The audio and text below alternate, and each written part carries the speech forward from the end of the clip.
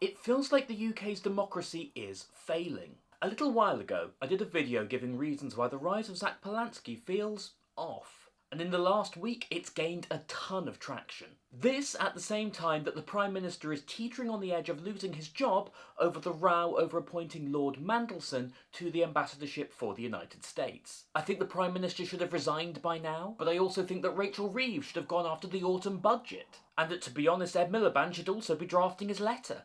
If you don't actually know why Miliband is so useless, go and check out how we price renewables in this country. Over 50% of our grid is made from renewable energy, and we have some of the most expensive energy prices in the world. And this is the fault of the government, not the policy. No wonder everybody thinks net zero is a con. But these are also the people who would be in line to replace Starmer.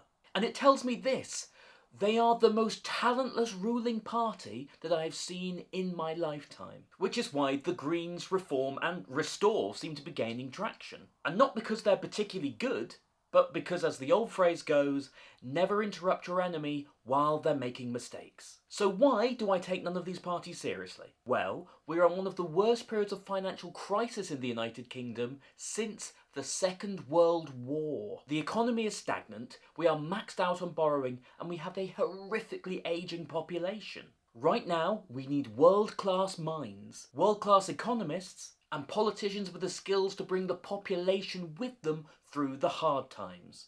And the populist parties we have before us are anything but that. Which is why, if any of them are elected, it will be a disaster. Why? Because the UK has something called due process, which means no matter what party you are, you have to navigate the complexities of Whitehall and the civil service. Which means you have to have experienced people who not just understand it, but understand how to beat it. But with no money, no knowledge of the system, and frankly room temperature IQs, none of those parties will be in charge. They will just highlight how fundamentally flawed our democracy in the UK has become.